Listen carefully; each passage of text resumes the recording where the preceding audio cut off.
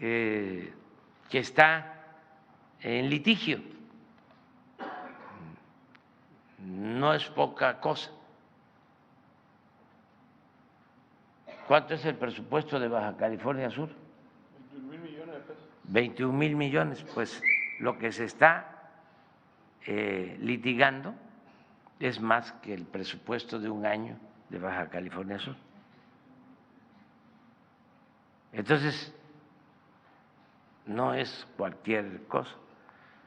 Pero también, repito, no es nada personal. Y aquí aprovecho también para decir que hay ahora pues una polémica sobre un campo de golf en Huatulco. Les cuento, en Baja California Sur, Loreto, por ejemplo, tenía Fonatur y todavía tiene grandes extensiones de terreno. Y en algunos casos ya fraccionamientos en Baja California Sur, pero también es lo mismo en Quintana Roo, y es lo mismo en Guerrero, y es lo mismo en Oaxaca, en las zonas turísticas. Entonces, desde que se creó el Fonatur, empezaron a hacer tranzas con esos terrenos, a casi regalarlos. Entonces nosotros tomamos la decisión de que los que estaban fraccionados ya se pusieran en subasta, y si había quien los comprara, pues que se vendieran, porque ya estaban fraccionados, y que ese dinero se ocupara en hacer obras en beneficio del pueblo. Aquí les voy a poner el ejemplo de la carretera de Tortugas a las playas públicas, porque si todo lo acaparan los hoteles de gran turismo, pues las playas se privatizan. En Huatulco se hizo lo mismo, pero ahí desde la época de Fox, igual que en Quintana Roo, se empezaron a rematar bienes a particulares, remate, o sea, casi regalado. Me consta que en la época de Fox, como a 5 o 10 minutos del Aeropuerto Internacional de Cancún, vendió Fonatur como 600 hectáreas de manglares a 70 pesos el metro cuadrado. Ni lo que vale un metro cuadrado de alfombra. Y así, mucha corrupción. Entonces, en el caso de Huatulco se decidió, pues vamos, como en Quintana Roo y en todos lados, áreas naturales protegidas. Y existía o existe este campo de golf que se le había dado en concesión a Ricardo Salinas Pliego.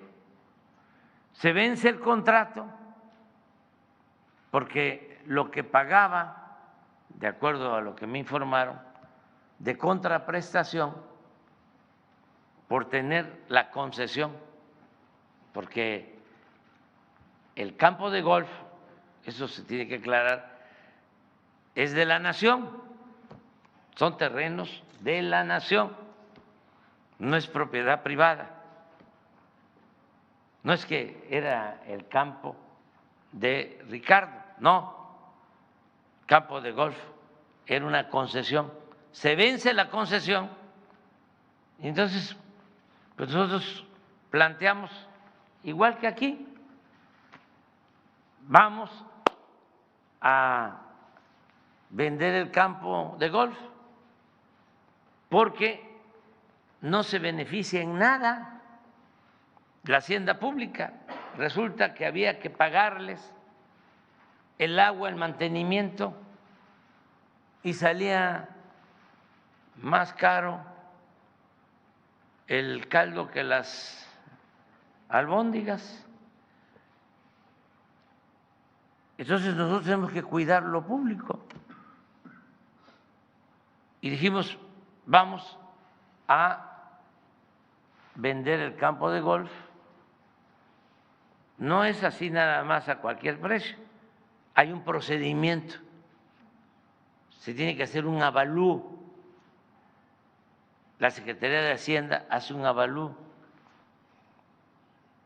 Y se hizo el avalúo. Y creo que llegaba a 600 millones. 420 millones.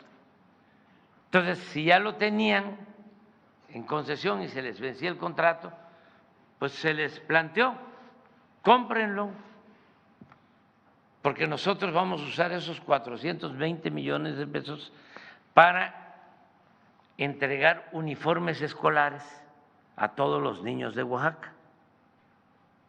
Ese era el propósito. Entonces dijeron, no lo compramos. Se prohíbe la condonación de impuestos.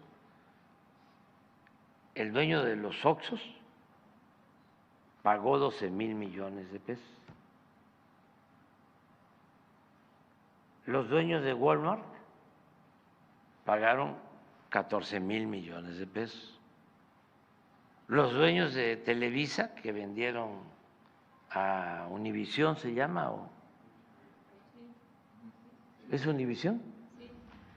Pagaron, creo que 5 o 6,000 millones de pesos.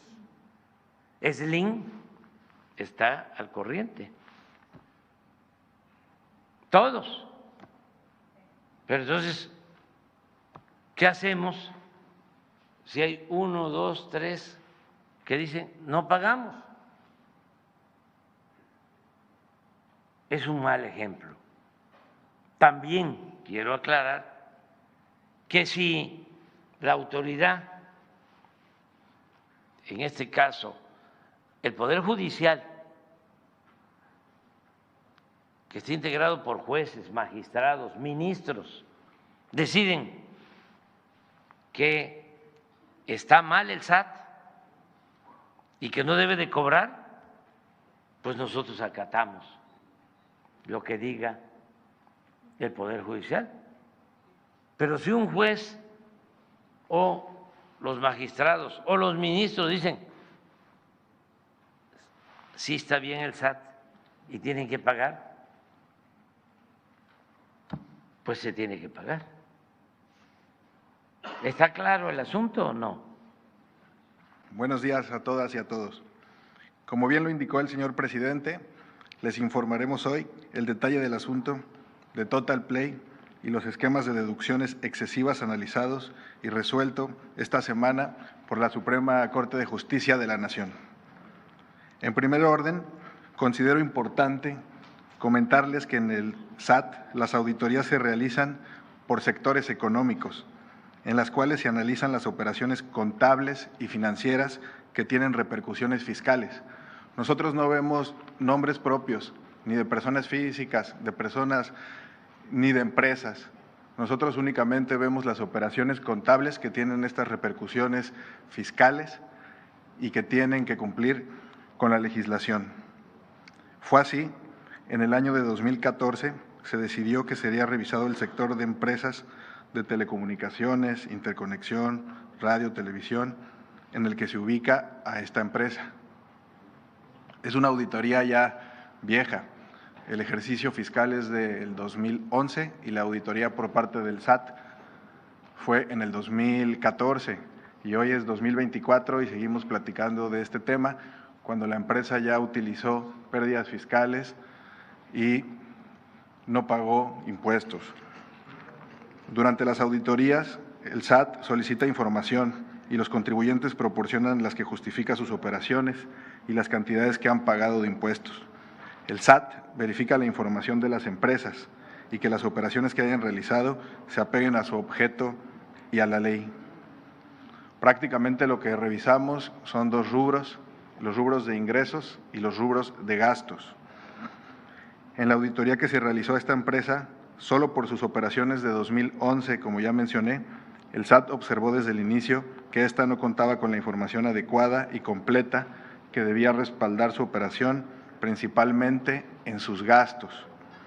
En el transcurso de la auditoría, el SAT tuvo comunicación constante con el contribuyente y durante más de un año, ésta no pudo justificar la información que acreditara que los gastos fueran indispensables para el negocio.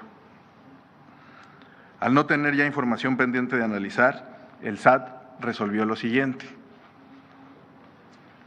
1. La empresa reportaba 1.4 veces más de gastos que los ingresos totales que había obtenido.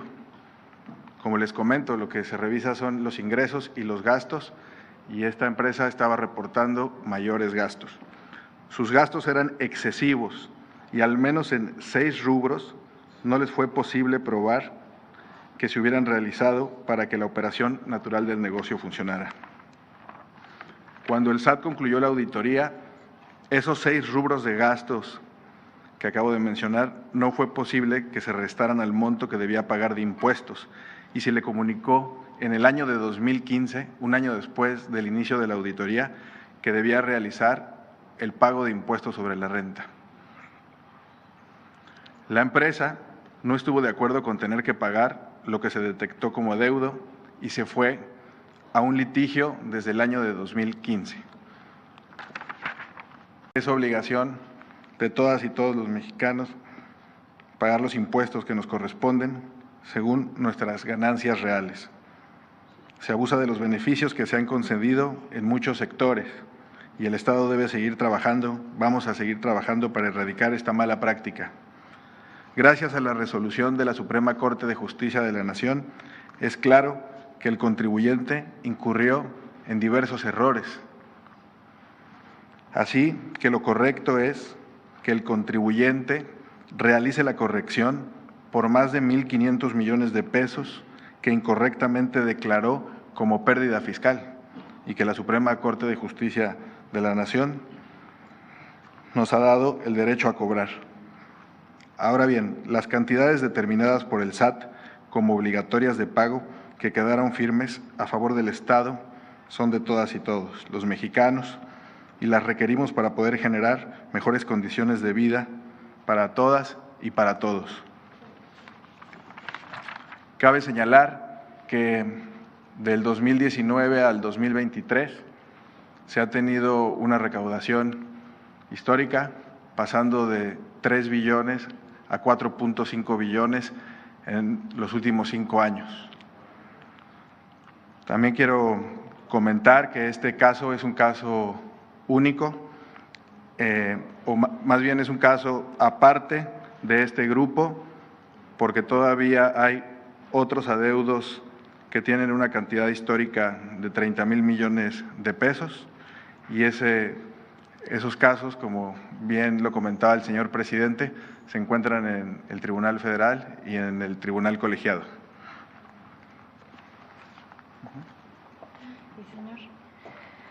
Si nos permite, señor, aprovechamos esta oportunidad para pedir con respeto y firmeza a los magistrados que tienen en sus manos todos estos asuntos, para que los resuelvan con prontitud, pues estos altos montos de contribuciones son recursos del Estado y en consecuencia son recursos del pueblo. Es, señores magistrados, una obligación compartida de todas y todos contribuir cumpliendo con la ley y la justicia, la expeditez de la justicia, y se dé paso al desarrollo de nuestro país. Es dinero del pueblo y debe servir al pueblo. Negárselo no solo es irresponsable, sino perverso. Retrasar su cobro sin fundamento sería complicidad, sería una injusticia. Les pedimos, por favor, que resuelvan lo antes posible estos asuntos.